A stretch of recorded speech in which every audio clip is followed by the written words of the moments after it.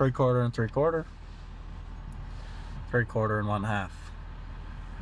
This is the goal. This is not the goal.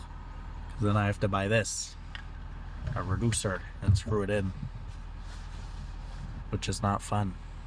So, alright, we just had to take a run into Charlottetown. We needed more T-posts for T-staking, more wire.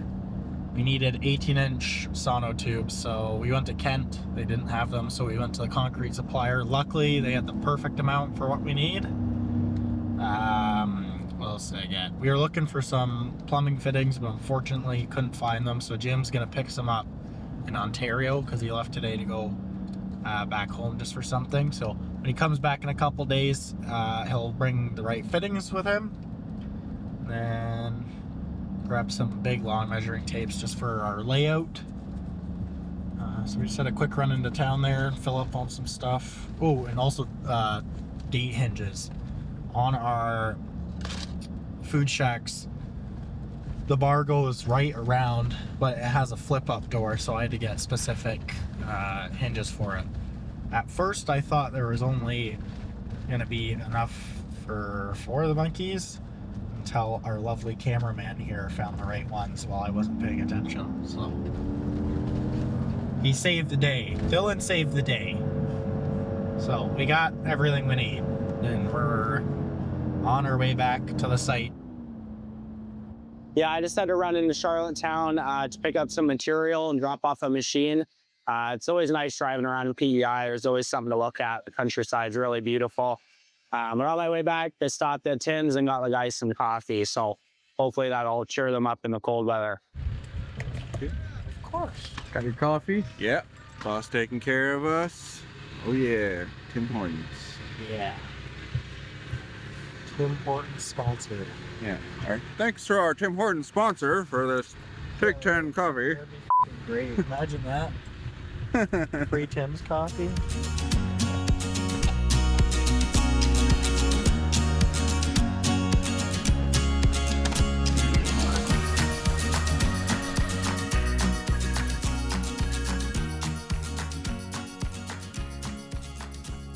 Yeah, just pretty straightforward.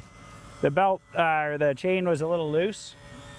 They naturally sit a little bit loose, but it got a little too loose, and they were just coming around a curb and knocked it off. So we just had to loosen off. This is the chain tensioning system.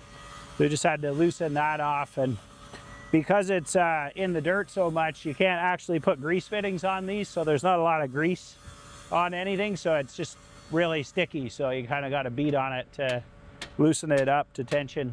So but now we've got a broken bolt, of course, so we can use it temporarily with the bolt in. I think we'll just leave it in position and pick up a new bolt later on at the truck shop and fix it up tomorrow morning.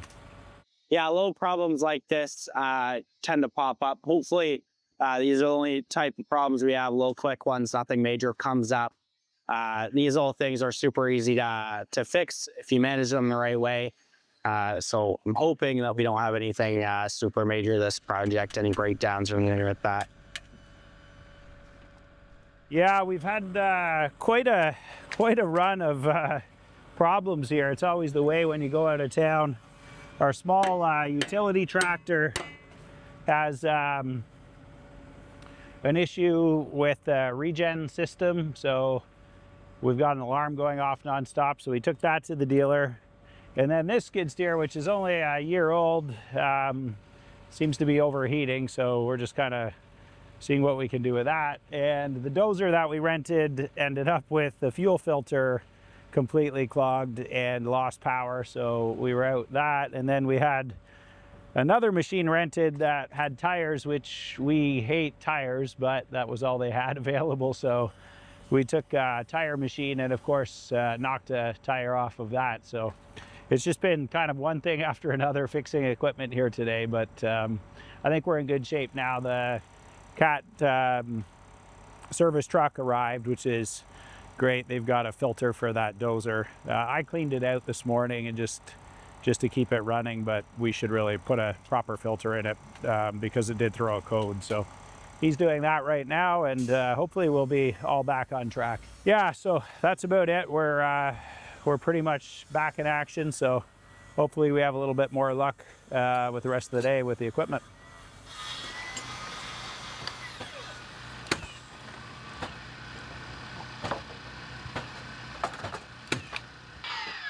I'm having to double strap the roof because out here on the island, the roofers can't get the length of screw that we need, so rather than having a big wait for them to source the screws, we're just going to double layer up the strapping, and that'll allow them to use the screws that they have. Yeah, they say on the island it's like short on material and stuff, so you got to kind of work with what's available in the stores that are around.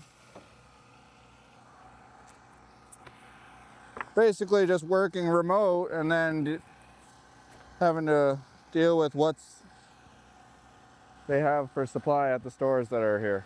Yeah, the carpenters are just working on framing in the roofs here on the food shacks. Unfortunately, we've had some material mishaps. It's a lot harder on the island, especially we're in a remote area, and then just with supply on the island in general, sometimes it's a little harder to find things. We got lucky this time, but it's definitely something to plan ahead for next time.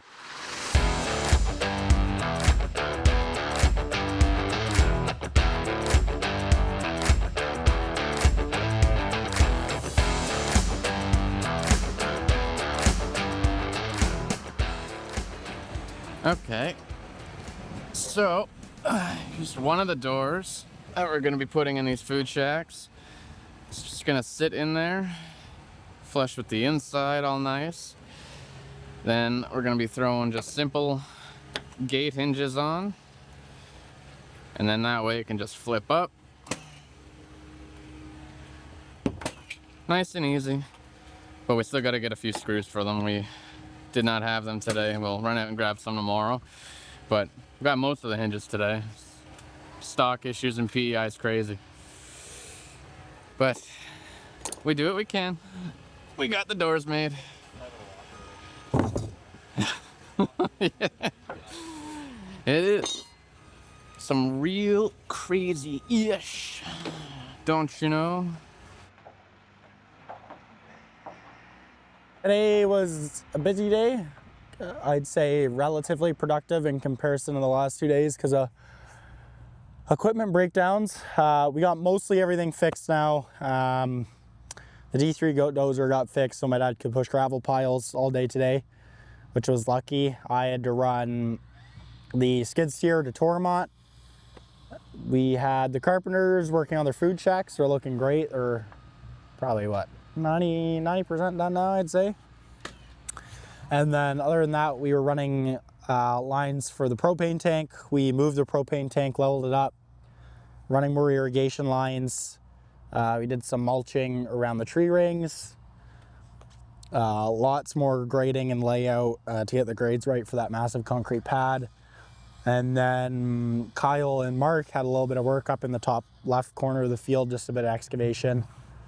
And then I wasted a whole part of my afternoon going to a so-called nursery that's an hour away, and went there, and to no avail. I pulled in there and there was about 5 trees that looked alive. The rest of them were in a big pile, and she said they were alive and they were half dead. So that was great, wasting 2.5 hours of my day going there and getting nothing out of it. And then we also had a little shopping spree in the morning. We had some stuff to check off the lists, but other than that, it was still a productive day. Definitely, I think the last 2 days have been a bit rough on us, but we're still getting a lot done. We got a good day planned for tomorrow, so we should be moving a little smoother tomorrow. Our only real block right now is waiting for our skid steer, our big 265, to be back in action. But once we get that, we'll be flying. Still a good day, even though we have had some issues.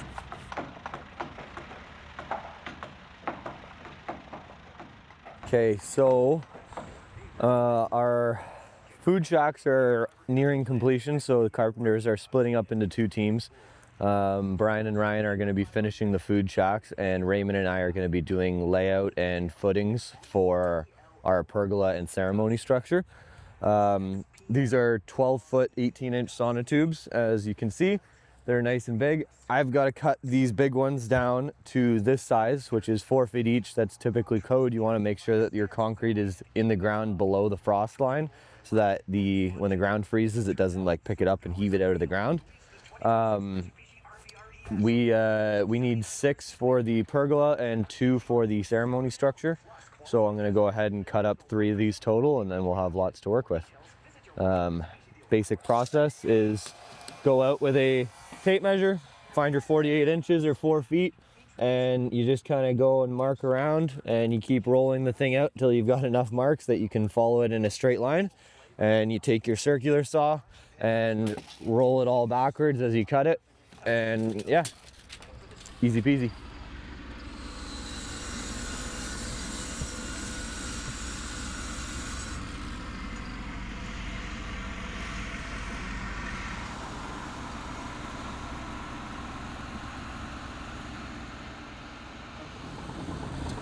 We'll be able to drill these sonotubes within an hour, and then the issue that we're having is we got 18-inch sonotubes with a 16-inch auger bit.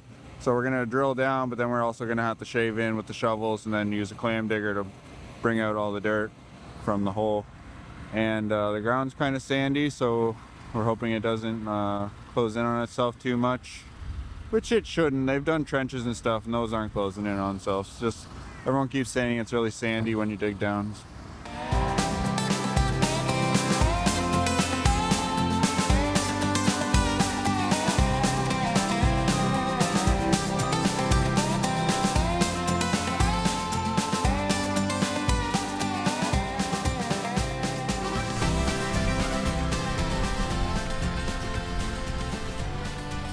The guys are just laying out for a big pergola that we're actually just building. Seems like it's kind of up here in the middle of nowhere in the corner of the farm, but there's a reason for it. The backdrop here is going to be the backdrop for our wedding. So this pergola that we're building here is going to be where we stand and get married, and then all of the guests are going to be just out in front of us. So Liz and I chose this spot last year and designed this pergola over the winter. The guys built it in the shop, and now they're just here to put it all in. So today they're just putting in some 18-inch sonotubes that are gonna hold the structure. It's a pretty heavy pergola with big 12-inch posts. So they're gonna put concrete structure in for it to rest on so that it's safe here. And we wanna keep this here long-term because we plan on doing other events, and we think it'll be a great spot to have some evening dinners on the farm just out here in the field. So it's going to be kind of a permanent area that we build for the conference center, and the 18-inch foundation is going to keep it there forever. Oh, one more. Yeah, the carpenters ran into a couple issues when they were laying out their sonotubes. They had to make a couple small adjustments with the sonotubes and redig some holes. Typically that'll happen. Sometimes you run into rocks that are too big or roots that are too big to get out, and sometimes you just have to move the sonotubes, and that'll also happen sometimes maybe if your layout wasn't done correctly. So it was a quick fix, nothing major, just an extra hole or two. It's like you lay it out all perfect, but then once it's drilling, it's like it hits a rock and it skips over, and some of the holes had to get dug extra large, and then we just like paralleled it off the one. It's like it's relatively simple to do this, but it's like once you make one mistake, and then it's like you have to go off of that one, and it just compounds into the issues. So now we got this side all nice and parallel. Now we're just coming across, and we figured out the long part of the right angle triangle to get our measurement for there. It's just with the concrete forming and stuff, everything seems to just go so quick that it's just like the snap of a finger, a mistake can happen, and it just costs you time. Well, we got the crew on it, and we're getting it fixed right now. We got the concrete truck here. We're gonna have them start pouring the other 3 on the one side, and we'll have these fixed by the time the other guy is ready come over. Overall, it's not too bad, but should have been right the first time.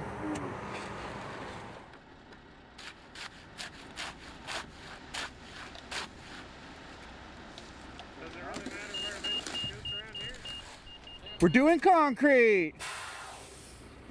This morning we were around with the auger and we were digging all of our holes for our sonotubes. Now we got the concrete truck here. It's going good with these ones. These ones sonotubes fit right in. The other ones, our auger bit wasn't big enough for the sonotubes that we needed. And so we had to freaking shovel out around the hole and then dig it out. So it was a bit of a pain. And then there was an issue with getting the one side square with the other side. So we just had to pluck them out, shave down the hole a bit more, and then reset the sonotubes. Yeah, we got a good mix of concrete here. We got a good system going. We're on our last sonotube right now. Up here is for the ceremony structure, and the other sonotubes that we were doing earlier are for Pergola with a lattice. Yeah.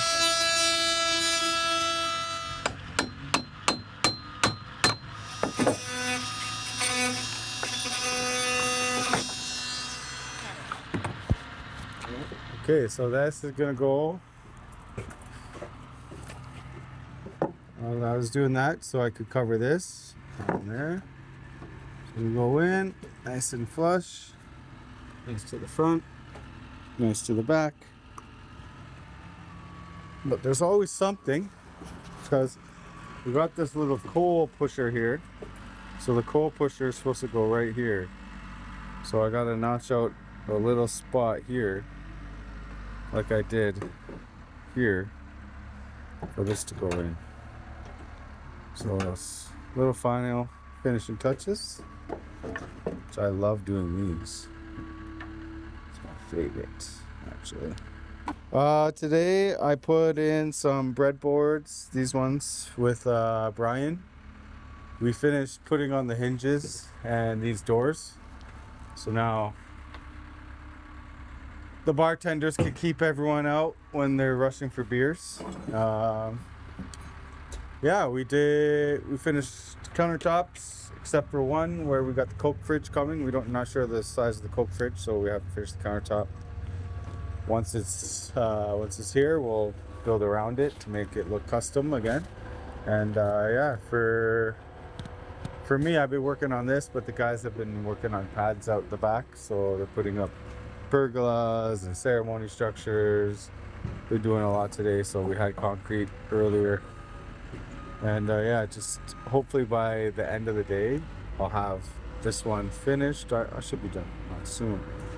But yeah, I'm putting in a couple more breadboards, and that's it. Call it a day.